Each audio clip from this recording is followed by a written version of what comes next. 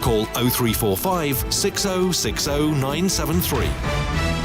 9 minutes before 8 is the time. Keith, you'll be the next call. Let me do some of the text, tweets and emails that are coming in on the Boris Johnson apology story. Mike in Fulham, your continuous and relentless attack on the Prime Minister reminds me of maggots eating poison on festering flesh. But I remember that the flesh recovers due to their efforts. Well, that's a very graphic one, isn't it? I'm sorry if you're eating breakfast. Roger, Boris Johnson was under immense pressure from the pandemic, Brexit, new baby and future wife. So a party was insignificant to him then? ?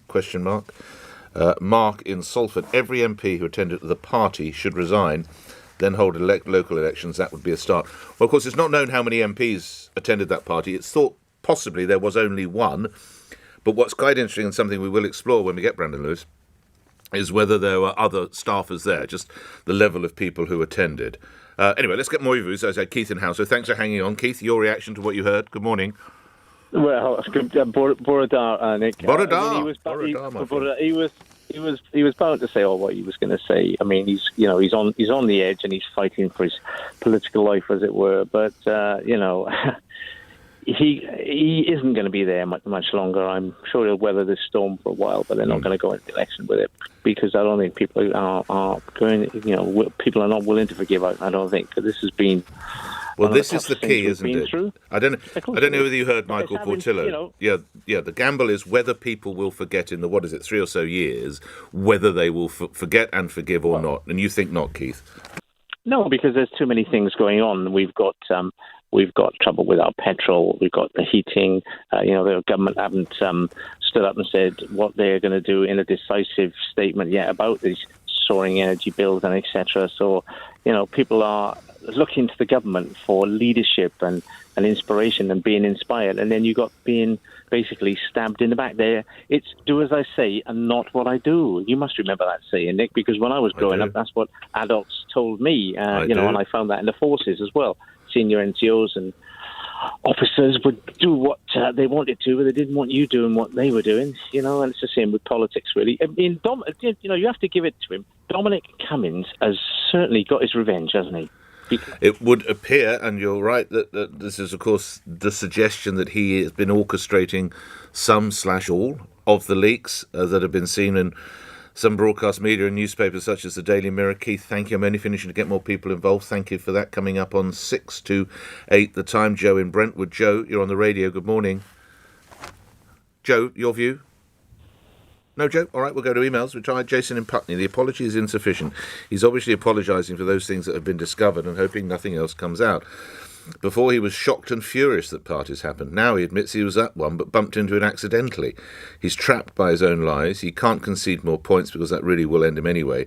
He keeps his head down and hopes that Sue Gray, or the Met, don't find out too much more. What does anyone... But does anyone expect him to lead the Conservatives into the next election? There's nothing better for Sir Keir Starmer than a mortally injured opponent. You say stunning on regardless. I would say carrying on regardless is possibly what you mean. But Jason, thank you for your input on that. All right, let's pick up on some of those themes then and explore them with Conservative MP, Cabinet Minister and Secretary of State for Northern Ireland, Brandon Lewis, who joins me now. Thank you for coming on. Which is more embarrassing, the desertion of the Prime Minister by Scottish Conservatives or the fact that he doesn't know a BYOB party or thinks it's a work event? Which embarrasses you more? Good morning. Good morning, Nick, and thanks for the introduction. My pleasure. Actually, I'm here to help. The reality is that I respect and I've always had time for our Scottish colleagues, and they do some fantastic work for the people in Scotland and for the Conservative Party. But on this, I fundamentally disagree with them.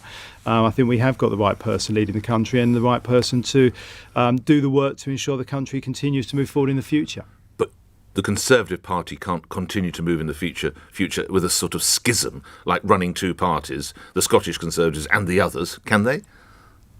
Well, look, I think ultimately we've got a Prime Minister, as I hope our Scottish colleagues will see, who is actually delivering on things that are for the benefit of people across the United Kingdom, and they will come and support and continue to support in the way they always have done in the past, because I think he is the right person to take us forward and win the next general election as well as it happens. But 26 out of 31 Scottish Tory MPs have gone on the record to directly call for Johnson to go, Mr Lewis.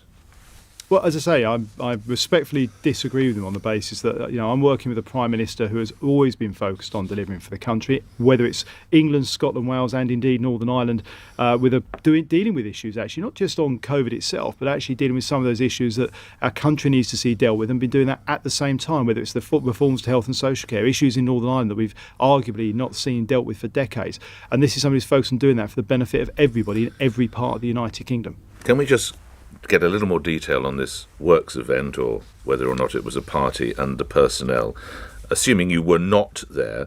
But there seems to be some interest as to whether two staffers who you probably know, Henry Newman and Josh Grimstone, were at the party. Do you know if they were? I don't. Look, I'm not going to get into the personalities of who was where or what, because that's exactly the work that Sue Gray and her investigation will get into. I definitely wasn't there. I suspect it may well have been on that day, Nick, I was talking to you about something to do with COVID and delivery on COVID at that time at the end of a Zoom or an audio thing from working from home. But look, this is exactly the details. I asked because if the two of them were there, I would rather destroy the number 10 argument that it was a number 10 staff gathering, because, of course, they were working for Michael Gove at the time. So it might be broader than we first thought. Well, as I say, it's why it's simple. First of all, actually, I would just say, as a matter of fact, and having over the years spent time working in the Cabinet Office and in Number 10 in various roles, that they are sort of arguably fundamentally sort of part of the same building. They're all connected together. But look, I don't. The honest answer, I don't know. That's exactly the work, and it's quite rightly why we've got to let that investigation that Sue Gray is leading do its work, come to its conclusions, so that we do have the facts. As the Prime Minister himself said yesterday, he will then come to Parliament. The results of the outcome of that report, the findings of that report, will be made public, and he will report to Parliament and make a statement to Parliament on that when we've got those details. Were he found to have broken the law, or were he found to be guilty by this, he would have to go then, wouldn't he? Well, look, Nick, over the years, you and I have spoken enough that hopefully you'll appreciate. I've never been, and I'm not about to start getting drawn into hypotheticals. I think it's important we let that investigation do its work. I fundamentally believe we have got the right person as Prime Minister, who's been delivering for our country in a way we've seen, actually meaning our country is leading the world in a range of areas as we've come through COVID, and with the right plans to take us forward in the years ahead. You seem to be potentially in a dwindling number, though, not just of your fellow Conservatives, but also abroad in the country. The Conservative Party is behind Labour 10% nationally, even greater number in the so-called Red Wall. The support is declining. He's become a liability, isn't he? He was an asset and now a liability. Well, look, polls are always a snapshot in time, and I appreciate it's a line you would have heard from politicians over the years, but let me give you a very direct example, Nick. As has been reported, the period of time since we've seen polling like this, the reality is under David Cameron, I can remember polling that was actually in this sort of position and worse, and then we went on to win the 2015 election. In fact, if I remember correctly, in 2010 and 2015, I was told through polling that I would be losing my seat or not winning my seat the first time, and in fact, I not only won it, but then we increased the majority in 15 and 17. So I think that's why it's important. We as a government stay focused on the issues that are going to be for benefit for people in their lives, the reforms we need to deliver, the growth in the economy, the improvement in education and health service, so that when we come to the next election, people want to and will vote Conservative to ensure we continue with the Conservative government that's delivering and led by Boris Johnson. And to assist that, of course, we need to see the Sue Gray report. Do we have an idea when that might be? No, I don't have a set date on that. I know it's due soon. I know the Prime Minister is keen to see that delivered soon. I think it's we all want to see it come very quickly, because obviously we want to be able to deal with those issues and move forward. But we've also got to give Sue Gray the space to do her work without fear or favour, without interference. And I've worked with Sue over the years and seen her work in Northern Ireland as well. And I have absolute confidence Sue Gray will do the report that is Sue Gray's report and will deliver the facts and the details. Well, hopefully Sue Gray would do the Sue Gray report, but will we see it next week? Well, I genuinely don't know, and I'm not going to put pressure on Sue Gray. This is a matter she's got to be able to have that space and freedom to do the report, to go through the work in a way that she feels is right and appropriate. And what I mean by saying the Sue Gray report will be the Sue Gray report, yes, look, absolutely, that's clearly a matter of fact, but I mean in the sense of her having that space and freedom to feel that she can work at a pace and get into the detail in the way that she thinks is right, and I've got absolute confidence in her ability to do that. So lastly, clearly you're marching in lockstep with the Prime Minister. Can the same be said of your colleague, the Chancellor? His support seems at best a little lukewarm. Why was he not there yesterday in the Prime Minister's hour of need? Well, look, first of all, the Chancellor was on a long-range visit. I was in Belfast yesterday working for the government and working Currently, with no one's tipping you to be the next leader of the Conservative Party. Currently, Brandon, it's only a matter of time, well, I'm sure. Well, hopefully that's not least because I'm very happy doing a job I'm very honoured But to do. Rishi is one of the runners and riders. Rishi was one of the runners and riders, and he was noticeable by his absence, Mr. Lewis. We've also got the right leader and Prime Minister for our country. But where was Rishi?